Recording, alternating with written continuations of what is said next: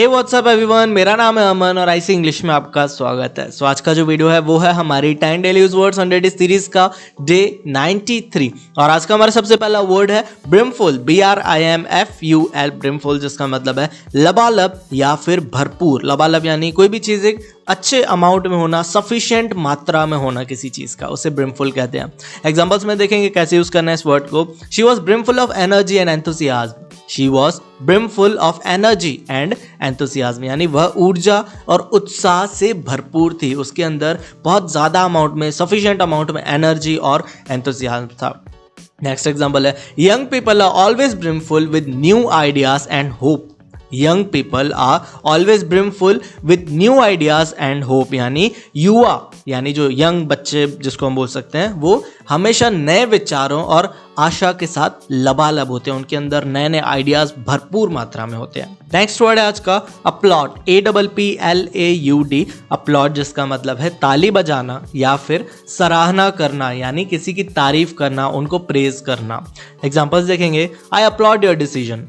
I applaud your decision, यानी मैं आपके निर्णय की सराहना करता हूँ। आपका जो डिसीजन है मैं उसकी तारीफ कर रहा हूँ, या फिर आपके लिए ताली बजाना के लिए भी हम बोल सकते हैं। नेक्स्ट एग्जाम्पल है people started to applaud. People started to applaud, यानी लोग तालियां बजाने लगे, सराहना कर रहे थे, उनकी तारीफ करने के सेंस में तालियां बजाने लगे। नेक्स्ट वर्ड है आज का रैटल, RATTLE, रैटल, जिसका मतलब है खड़खड़ाहट या फिर खनखनाहट। जैसे छोटे बच्चों के हाथ में दिया जाता है ना एक वो खेलने का, जिसको झुंझुनी बोलते हैं, हाँ, उससे रैटल भी कहते हैं। और एक रैटल स्नेक आता है, एक सांप होता है जिसके पीछे से झुंझुनी टाइप की लगी होती है, जिससे वो छोटे जानवरों को अट्रैक्ट करता है और उन पर हमला कर देता है, रैटल। एग्जाम्पल्स देखेंगे the rattle of the engine was very loud. The rattle of the engine was very loud, यानी इंजन की खड़खड़ाहट बहुत तेज थी। नेक्स्ट एग्जाम्पल है there was a rattle of rifle fire. There was a rattle of rifle fire, यानी वहां पर राइफल चलने की खड़खड़ाहट थी, यानी वहां पर राइफल जो गन होती है वो चल रही थी, उसकी आवाज, खड़खड़ाहट, खनखनाहट वहां तक आ रही थी। नेक्स्ट वर्ड है आज का अडॉप्शन, ADOPTION, अडॉप्शन, जिसका मतलब है गोद लेना, धारण करना या फिर अपनाना। किसी को गोद लेना, कोई बच्चे को या कोई भी जानवर, किसी को भी गोद लेना, अपना बनाना, उसे अडॉप्शन। एग्जाम्पल्स देखेंगे we argued for the adoption of that plan. We argued for the adoption of that plan, यानी हमने उस योजना को अपनाने के लिए तर्क दिया। नेक्स्ट एग्जाम्पल है they gave there babies up for adoption.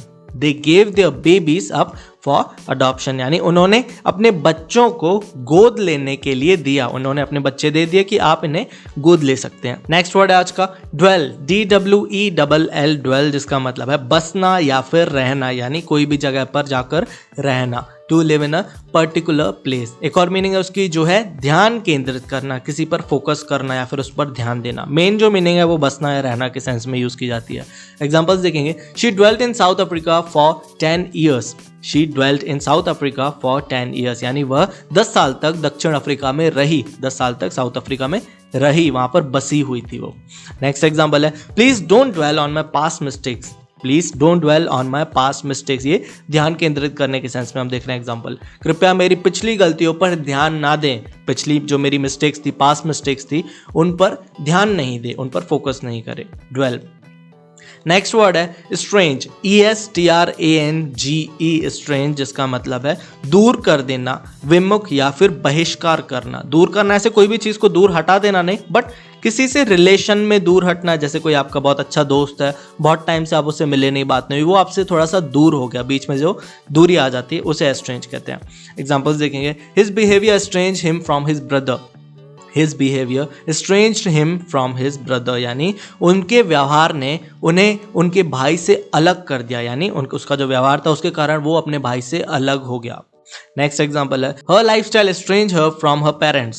Her lifestyle estranged her from her parents, यानी उसकी जीवन शैली, उसकी जो लाइफस्टाइल थी, उसने उसको अपने माता पिता से अलग कर दिया। Her lifestyle estranged her from her parents. Next word है sarcasm, SARCASM, sarcasm, जिसका मतलब है ताना, निंदापूर्ण वचन या फिर व्यंग्य। ताना यानी जैसे अगर कोई बहुत धीरे धीरे काम कर रहा है तो आप उसे बोलते हैं ना कि यार तुम इतनी तेज काम कैसे कर लेते हो, उसे आप ताना मार रहे हैं। वो कर धीरे रहा है बट आप उसको ऐसा बोल रहे हैं कि तुम बहुत तेज करते हो, उसका ऑपोजिट है उसकी रियलिटी, यानी ये सरकाजम है, आप उसे ताना मार रहे हैं, निंदापूर्ण वचन बोलते हैं जिसको।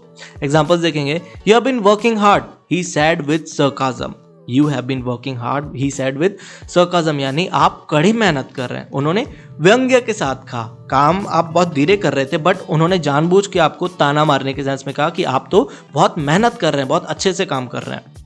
नेक्स्ट एग्जाम्पल है, there was a touch of sarcasm in her voice. There was a touch of sarcasm in her voice. यानी उसकी आवाज़ में ताने का स्पर्श था. यानी उसने जैसा बोला उसकी आवाज़ से समझ में आ रहा था कि वो आपको ताना मार रही है या फिर टोक रही है. मेरे ख्याल से अब आप इस वर्ड की मीनिंग अच्छे से समझ चुके होंगे. ट्विग, TWIG, ट्विग बहुत कॉमन वर्ड नहीं है ये, बट जानना जरूरी है. जो है छड़ी, टहनी या फिर डंडी. एक पेड़ की सूखी हुई डाली जिसको हम बोलते हैं टहनी, उसे ट्विग कहते हैं. एग्जाम्पल्स देखेंगे. She had a twig snap. She heard a twig snap यानी उसने एक टहनी की आवाज़ सुनी. टहनी की आवाज़ यानी जैसे अगर कभी आपने देखा होगा सूखी घास है, सूखी टहनियाँ पड़ी है, उसके ऊपर अगर कोई चलेगा तो जो आवाज़ आएगी उसे ट्विग स्नैप कहते हैं. नेक्स्ट एग्जाम्पल है, a young twig is easier twisted than an old tree. A young twig is easier twisted than an old tree यानी एक युवा टहनी यानी एक नई लकड़ी, जो गीली लकड़ी हम बोल सकते हैं, सूखी नहीं हो, बिल्कुल ताज़ी लकड़ी हो, उसे इजीली मुड़ा सकते हैं हम. बट जो सूखी हुई होगी उसे अगर हम मुड़ाएंगे तो वो टूट जाएगी.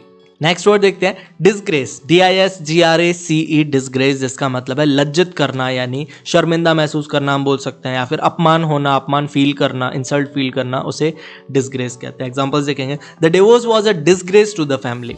The divorce was a disgrace to the family यानी तलाक परिवार के लिए एक अपमान था. जिसका तलाक हो गया उसके कारण उसकी फैमिली का जो अपमान हुआ हम बोल सकते हैं. नेक्स्ट एग्जाम्पल है, how could you disgrace us all like that.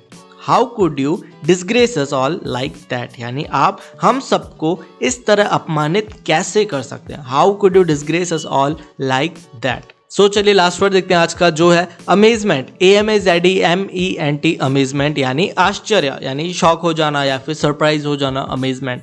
Examples देखेंगे. She looked at him with amazement. She looked at him with amazement यानी उसने आश्चर्य से उसकी ओर देखा. नेक्स्ट एग्जाम्पल है, she raised her eyebrows in amazement. She raised her eyebrows in amazement यानी उसने आश्चर्य में अपने आईब्रोज उठाए. आपने कभी गौर किया होगा जब आप शॉक्ड हो जाते हैं या फिर आपको कोई सरप्राइज मिलता है तो आपके आईब्रोज ऑटोमेटिकली ऊपर हो जाते हैं. सो चलिए आज के सारे वर्ड्स को रिवाइज करते हैं. सबसे पहला वर्ड है अडॉप्शन यानी गोद लेना, धारण करना या फिर अपनाना. ब्रिमफुल का मतलब है लबालब या फिर भरपूर, एक अच्छे अमाउंट में, सफिशिएंट क्वांटिटी में. अपलॉड यानी ताली बजाना या फिर सराहना करना, तारीफ करना. रैटल यानी खड़खड़ाहट या फिर खनखनाहट. ड्वेल का मतलब है बसना, रहना. एक और मीनिंग है उसकी जो है ध्यान केंद्रित करना, फोकस करना.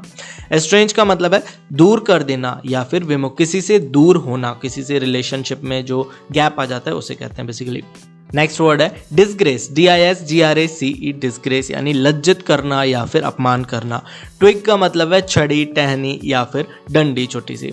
अमेजमेंट यानी आश्चर्य. और लास्ट वर्ड है सरकाजम. सरकाजम का मतलब है ताना, निंदापूर्ण वचन या फिर व्यंग्य. सो ये थे आज के हमारे 10 वर्ड्स. आई होप ये वर्ड्स आपको अच्छे लगे होंगे. अगर आपको ये वीडियो पसंद आया हो, आपने इस वीडियो से कुछ भी नया सीखा हो, तो वीडियो को लाइक ज़रूर कर दीजिएगा. और अगर आप इस चैनल पर पहली बार आए हैं तो चैनल को सब्सक्राइब करना मत भूलिएगा.